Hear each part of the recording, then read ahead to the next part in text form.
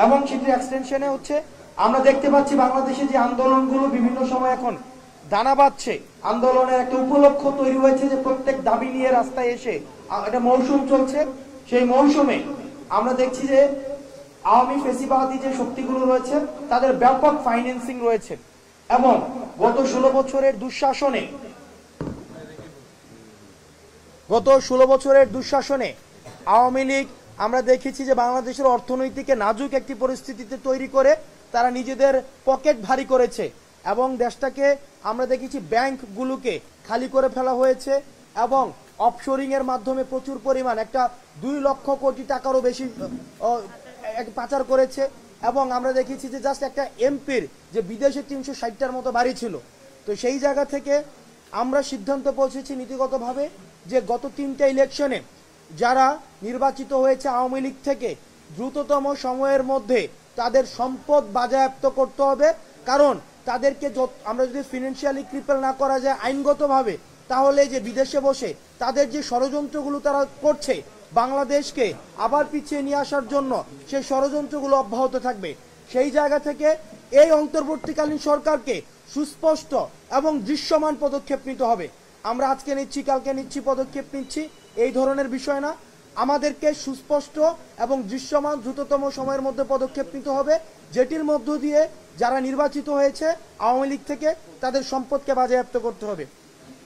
দ্বিতীয়ত যে বিষয়টি, সেটি আজকে আমরা নীতিগতভাবে একটি সিদ্ধান্তে পৌঁছেছি, সেটি হচ্ছে যে আমরা এই যে একটি সরকার নতুন এসেছে, কিন্তু এই সরকারটি কিন্তু আওয়ামী প্রশাসনিক কাঠামোর মধ্যে সে এসেছে।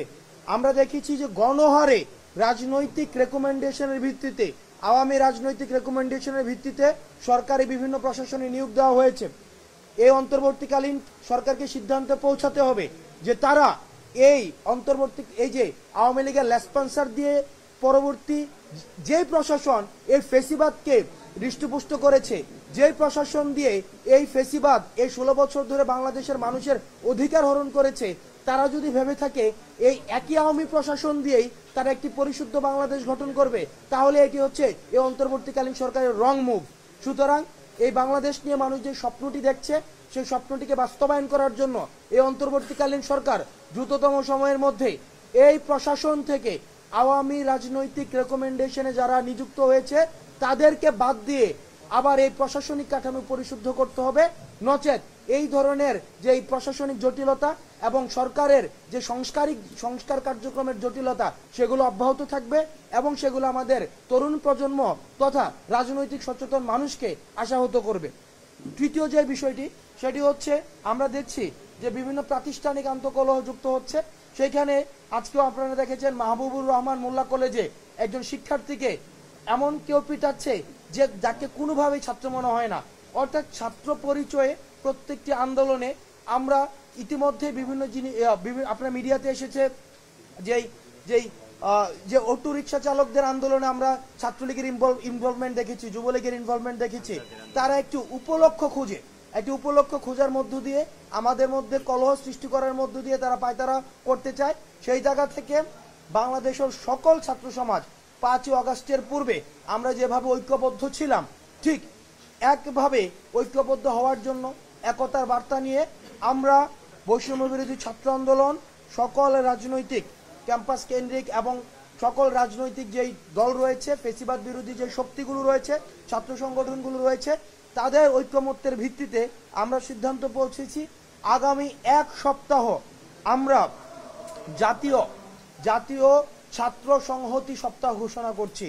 আমরা এই জাতীয় ছাত্র সংহতি এই সপ্তাহে আমরা যারা ফেসিবাদ বিরোধী যে রাজনৈতিক দলগুলো ছিল, ছাত্র সংগঠনগুলো ছিল, তারা বিভিন্ন প্রতিষ্ঠানে যাবে এবং সেই প্রতিষ্ঠানে তারা ওই একতা এবং সংহতির যে বার্তাটি সেটি পৌঁছে দিবে এবং আওয়ামী পুনর্বাসন, ছাত্রলীগ পুনর্বাসন বা আওয়ামী ফেসিবাদ শক্তির পুনর্বাসনের জন্য আমাদের যে ঐক্যবদ্ধ থাকার কোনো বিকল্প নেই, সেই বার্তাটি পৌঁছানোর জন্য আগামী 1 সপ্তাহ এবং প্রাতিষ্ঠানিক মেলুবন্ধন আমাদের সুদৃঢ় করার জন্য আমাদের এই কর্মসূচিটি ঘোষণা করা হয়েছে।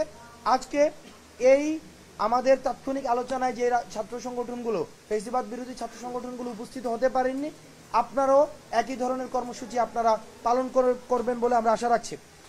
এবং আমরা এই আজকের এটি একটি গুরুত্বপূর্ণ মিটিং, এই মিটিংয়ে আরো কিছু সিদ্ধান্ত রয়েছে। আমাদের এটি শেষ আলোচনা নয়, আমাদের আলোচনা অব্যাহত থাকবে। কারণ ফেসিবাদের যে শক্তিটি, সেই শক্তিটির যে মূল, এই মূলটিকে আমাদের সমূলে উৎপাটন করতে হলে আমাদের ঐক্যবদ্ধ থাকার কোনো বিকল্প নেই। সেই ঐক্যবদ্ধতার যেই আলোচনাটি, সেই আলোচনাটা অব্যাহত থাকবে। সেই অব্যাহতার জায়গা থেকে আমাদের পরবর্তী মিটিংয়ে যে বিষয়গুলো নিয়ে সিদ্ধান্ত হবে, সেই বিষয়টি হচ্ছে পরবর্তীতে যে আমাদের ছাত্র রাজনৈতিক কাঠামো বা রাজনীতির কাঠামো, সেই কাঠামো নিয়ে আমাদের আলোচনা হবে। দ্বিতীয়ত হচ্ছে রাষ্ট্র পুনর্গঠনে আমাদের এই যে তরুণ প্রজন্ম, এই ছাত্র সংগঠনগুলি কিভাবে অবদান রাখতে পারে, সেই বিষয়গুলো নিয়ে আমরা পরবর্তী আমাদের মিটিংয়ে আমরা সিদ্ধান্ত নিব। তৃতীয়ত যে বিষয়টি, আমাদের ছাত্র কাউন্সিল, এই প্রস্তাবনাটি বিভিন্ন জায়গা থেকে এসছে। ছাত্র কাউন্সিল অর্থাৎ ঐক্যবদ্ধ হওয়ার যে ফরম্যাটটি ছাত্র কাউন্সিলের প্রস্তাবনা এসছে, সেটির ফরম্যাট কিভাবে হতে পারে বা এটির প্রোজ এন্ড কনস নিয়ে আমরা আগামী যেই ডিসকাশনটি যেটি হবে, সেটিতে আমরা সেই বিষয়গুলো নিয়ে আমরা আলোচনা করব আজকে। এবং আমরা আজকে একটি বিষয় আমরা এখানে একমতে পৌঁছেছি, বা এখানে একমতে এগুলো নিয়ে পলিসি ডিসকাশন পরের সপ্তাহ হবে। তবে এই বিষয়টি হচ্ছে যে ছাত্র সংসদ নির্বাচন নিয়ে বা ছাত্র সংসদে ছাত্র প্রতিনিধিত্বের যে জায়গাটি, অর্থাৎ যে প্রয়োজনীয়তাটি, এই প্রয়োজনীয়তাটি আমরা এই ছাত্র সংগঠন যারা ছিল, ফেসিবাদ বিরোধী যে ছাত্র সংগঠনগুলো, তাদের মধ্যে এই প্রয়োজনীয়তা উপলব্ধি হচ্ছে। এখন সেটির ফরম্যাট কেমন হবে, কিভাবে সেই প্রক্রিয়াটি আগানো যাবে, সেই বিষয়গুলো নিয়ে আমরা পরবর্তী আলোচনায় আমরা সেই বিষয়গুলো নিয়ে আমরা কথাবার্তা বলবো। এখন সার্বিকভাবে আমরা আহ্বান জানাবো যে আমাদের স্কুল কলেজের যে ভাইয়েরা রয়েছেন, আপনাদের কাছে আমরা আহ্বান জানাবো, দেখেন এই দেশটা আমাদের, আমরা একটা দীর্ঘ লড়াই সংগ্রামের, এখানে যারা যারা এখানে বসে আছেন প্রত্যেকেই, আমরা এখানে প্রত্যেকটা মানুষ দীর্ঘ সংগ্রামের পরে আজকে আমরা নতুন একটি বাংলাদেশ বিনির্মাণের শুরুটা করতে পেরেছি মাত্র। আপনাদের ভুলে গেলে চলবে না, আমাদের যে একতার একটি শক্তি, এই শক্তি কিন্তু হচ্ছে শিক্ষা প্রতিষ্ঠানের আপনারা ছাত্ররা, আপনারা হচ্ছেন আমাদের শক্তি। এই শক্তির জায়গা থেকে আপনাদেরকে বিভিন্নভাবে বিভাজনের চেষ্টা করা হবে, আপনাদেরকে নিয়ে বিভিন্নভাবে ব্যাড পলিটিক্স করার চেষ্টা করা হবে।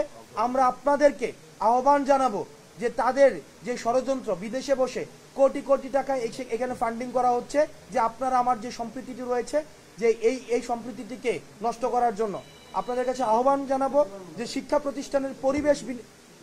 প্রতিষ্ঠানের পরিবেশ বিনষ্ট হয়, অথবা আমাদের জাতীয় সম্পদ নষ্ট হয়, আমাদের যে জাতীয় ঐক্যটি আমাদের হচ্ছে ইতিমধ্যেই আমাদের নির্মিত হয়েছে, সেই ঐক্যটি বিনষ্ট হয়, অথবা আমাদের ফেসিবাদ যে শক্তিগুলো, সেই শক্তিগুলো আবার কোনো ফর্মেটে আবার পুনর্বাসিত হতে পারে, সেই সুযোগটি আমরা কোনো শিক্ষার্থী, স্কুল কলেজ এবং বিশ্ববিদ্যালয়ের কোনো শিক্ষার্থী আমরা কোনোভাবেই আমরা করে দিতে পারি না।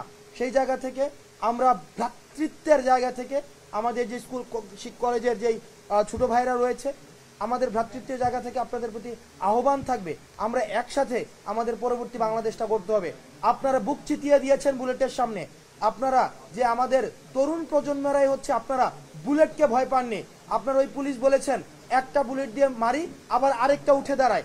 আপনাদের মধ্যে এই তারুণ্যের শক্তি রয়েছে, এই তারুণ্যের শক্তিটাকে আমরা পরবর্তী ইতিবাচক বাংলাদেশ বিনির্মাণের ক্ষেত্রে আমরা হচ্ছে প্রয়োগ করব, এবং আমরা একটা সুখী সমৃদ্ধ আমাদের এই যে 2000-এর বেশি শহীদ হয়েছে এবং এই যে 20,000-এর বেশি আহত হয়েছে, যারা এখন হসপিটালে কাতরাচ্ছে, তাদের যে দায়িত্ব, তাদের যে দায়ভার, এই দায়ভারের জায়গা থেকে আমাদের ঐক্যবদ্ধ থাকতে হবে।